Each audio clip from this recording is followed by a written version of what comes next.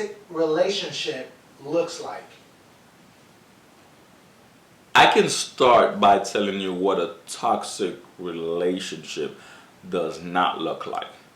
The reason being is that it seems like in this time period, maybe because of social media or maybe what, I'm not sure exactly why, but it seems like we're labeling a lot of things toxic that aren't necessarily toxic. It's like, let's say, for example, my son said to me that, his term is, "You're toxic, bro," because he's playing with a kid and the kid's just, on play video games with a kid and the kid say something he doesn't like, so he's like, "You're toxic."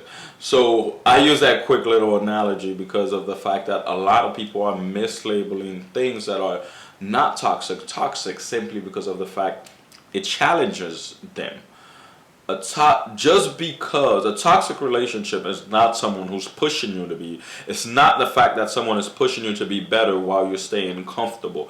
A toxic relationship or even friendship is not the fact that someone, call you on the negative things that you do and call you on your own mess per se. A toxic relationship is not the fact that the person is not willing to endure your immaturity or just the different things that you are doing that are wrong and you're expecting them to. A toxic relationship is not you being with someone that goes against what you believe or what the things that you feel like you don't. Really, the best way to say it's not someone that challenges your insecurities and the wrong things about you. So just to lay that out, because I feel like people, it's like for a while people will call others, "Oh, you're a hater," simply because of the fact that I call you out on your own stuff. If you're saying you're doing this but your action doesn't prove it, me just, challenging that whenever you say it does not make me toxic. So we have that foundation. A toxic relationship is obviously a relationship where there's no room for you to grow, but only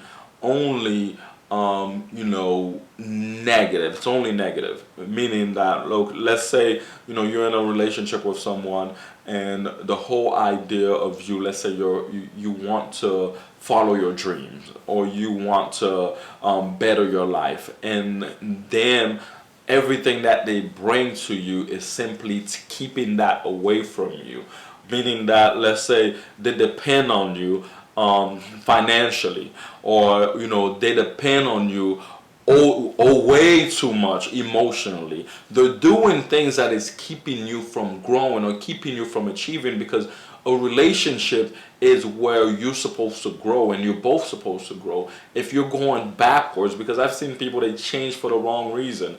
They start acting different ways for the wrong reason. They fall into bad habits for the wrong reason. When a relationship is actually inciting that or pushing that, that becomes toxic. And toxic relationships look different from all angles.